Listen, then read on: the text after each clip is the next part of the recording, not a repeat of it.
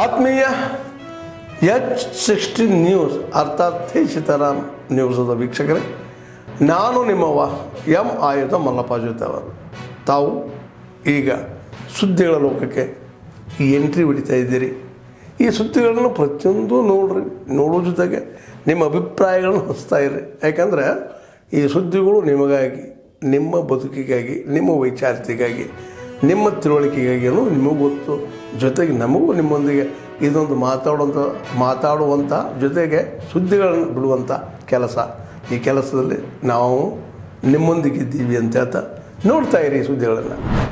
ನಮಸ್ಕಾರ. ಹೇಳಿ, ಈಗಾಗಲೇ ಹೇಳಿದಂಗೆ ನಮ್ಮ ಮೂಲ ಪತ್ರಿಕಾ ಮಾಧ್ಯಮ ಗೋಷ್ಠಿಯ ವಿಚಾರ ಇವತ್ತು ಬೃಹತ್ ಉದ್ಯೋಗ ಮೇಳ ಜನವರಿ 31 ನಮ್ಮ ಕಿತ್ತೂರು ನಮ್ಮ ಶ್ರೀ ವಿದ್ಯಾಪೀಠ SVP ವಿದ್ಯಾಸಂಸ್ಥೆಯ ಆವರಣದಲ್ಲಿ ನಡೆಸಬೇಕು ಅಂತ ಒಂದು ತೀರ್ಮಾನ ಮಾಡಿದ್ದೀವಿ, ಈಗಾಗಲೇ ಆಯೋಜನೆ ಮಾಡಿದ್ದೀವಿ. ಸೊ ಅದರ ಬಗ್ಗೆ ಒಂದು ವಿವರ ಕೊಡೋದಕ್ಕೆ ಇವತ್ತಿನ ಒಂದು ಮಾಧ್ಯಮ ಗೋಷ್ಠಿ. ನಿಮ್ಗೆಲ್ಲ ಗೊತ್ತಿದೆ, ಸೊ ನಾವು ಯಾವಾಗಲೂ ಯುವಕರ ಬಗ್ಗೆ ಕಾಳಜಿ ಜಾಸ್ತಿ. ಮೊದಲಿಂದ ಹೋರಾಟಗಳು ಹಾಗೆಯೇ youths R the resources of our country. They are the nation builders of our country.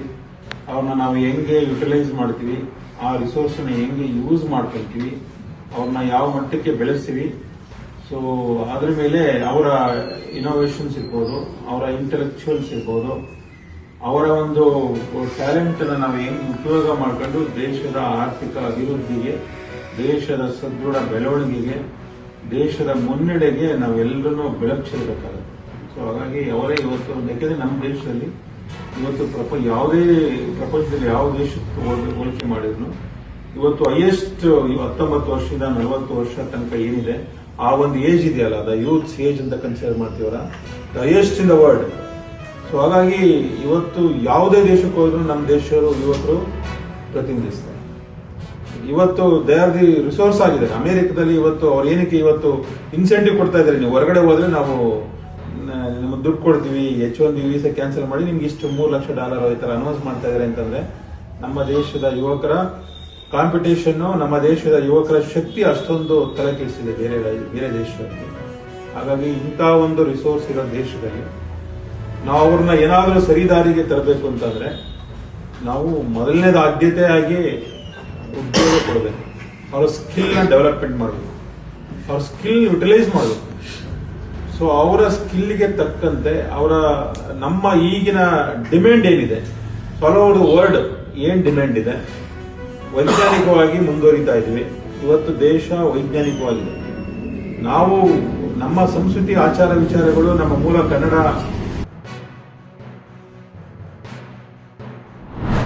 CIDಗೆ ವರ್ಗಾವಣೆ ಮಾಡಿದ್ದೇವೆ ಮುಂದಿನ ತನಿಖೆಗಾಗಿ.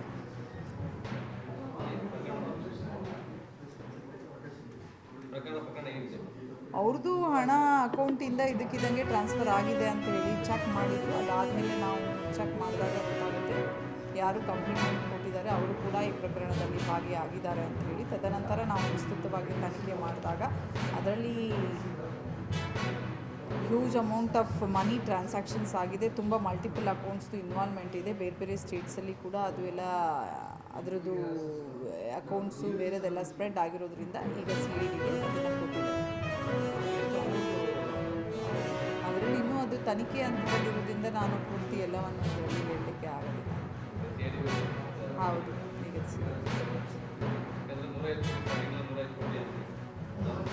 ಸೊ ಅದೇ ಈಗ ಮುಂದೆ ಅದನ್ನು ತನಿಖೆ ಹಂತದಲ್ಲಿದೆ. ಅದು ತನಿಖೆ ಈಗ ಅವರ ಹಂತದಲ್ಲಿರೋದ್ರಿಂದ, ಅಲ್ಲಿ ಕೊಟ್ಟಿರೋದ್ರಿಂದ ಅದ್ರ ಬಗ್ಗೆ ನಾನು ಹೆಚ್ಚಿನ ಮಾಹಿತಿ ನೀಡಲಿಲ್ಲ. ಈಗಾಗಲೇ ಅದ್ರ ಬಗ್ಗೆ ನಿಮಗೆ ವಿವರವಾಗಿ ನಾನು ಮಾಹಿತಿಯನ್ನು ಕೂಡ ಕೊಟ್ಟಿದ್ದೆ. ಈ ಪ್ರಕರಣದಲ್ಲಿ ನಾವು ಈಗ 3 ಜನನ ಬಂಧಿಸಿ ಈಗಾಗಲೇ ಅವ್ರನ್ನ ಇದರಲ್ಲೂ ಕೂಡ ಒಪ್ಪಿಸಾಗಿದೆ. 1.5 ತಿಂಗಳು ಹಿಂದೆ ಆಗಿದೆ. Thank you. ಹಾಂ, CIDಗೆ ನಾವು ವರ್ಗಾವಣೆಗೆ ಆದೇಶ ಬಂದಿತ್ತು, ಅದನ್ನು ಕೊಟ್ಟಿದ್ದೀವಿ.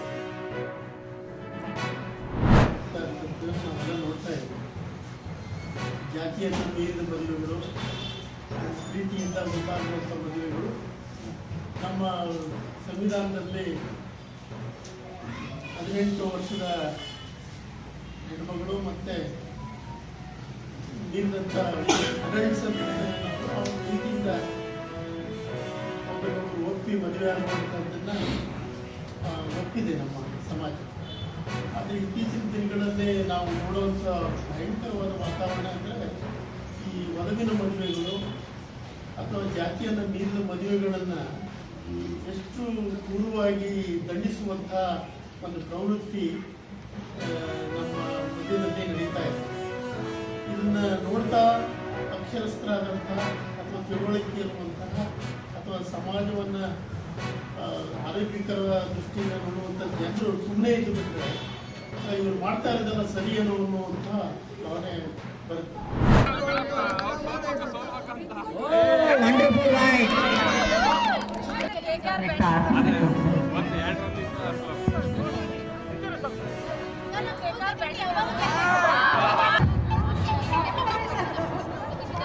ಕೃಷ್ಣ ಸರ್ ಬೇಗ ಆಡಿಸ್ಬೇಕು. Big score.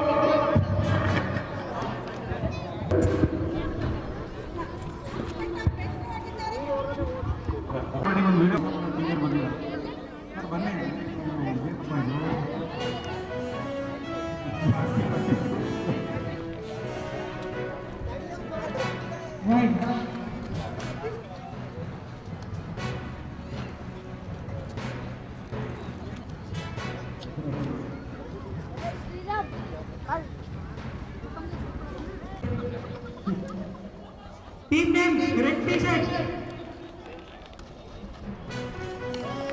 अगला वाला ऐसे था मलिकियन.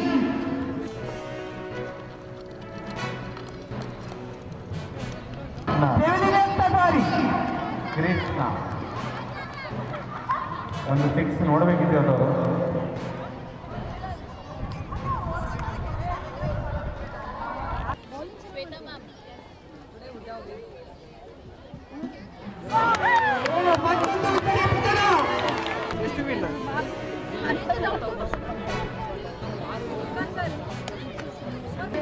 जी ಅವರಿಗೆ ಸ್ಟ್ರೈಕ್ ಅಲ್ಲಿ ಸರ್ ಅಂಪೇರ್ ಲಗ್ಗೆ ಪೇರ್ ಪ್ಲೀಸ್ ಬಾಲ್ ಸರ್ ಭಾವಿಸಿಡಿ ಸರ್ ಮುಗಿ ಏಕೆ ಅಂತಂದ್ರೆ 1 ಸರ್ ಮಲ್ಲಿಗೆ ಹೇಳಿ ಹ್ಯಾಟ್ರಿಕ್ ಆಗುತ್ತೆ.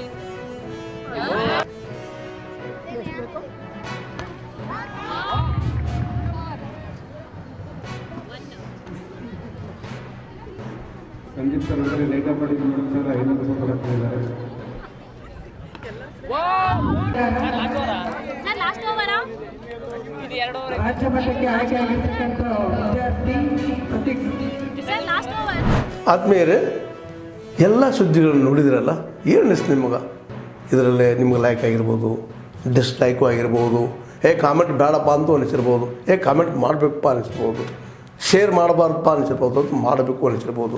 ಏನಾದರೂ ಆಗಲಿ ಶೇರ್ ಮಾಡ್ತಾಯಿರಿ, ಈ ನ್ಯೂಸ್ಗಳನ್ನ ಹಂಚ್ತಾ ಇರಿ, ಜೊತೆಗೆ ಇದಕ್ಕೆ ಸಬ್ಸ್ಕ್ರೈಬ್ ಆಗ್ತಾಯಿರಿ ಅಂತ ಹೇಳ್ತಾ H16 ನ್ಯೂಸ್ ಅರ್ಥಾತ್ ಹೇ ಸೀತಾರಾಮ್, ಇದು ಸತ್ಯದ ಕೈಗೆ ನಡಿ. ವಂದನೆಗಳು.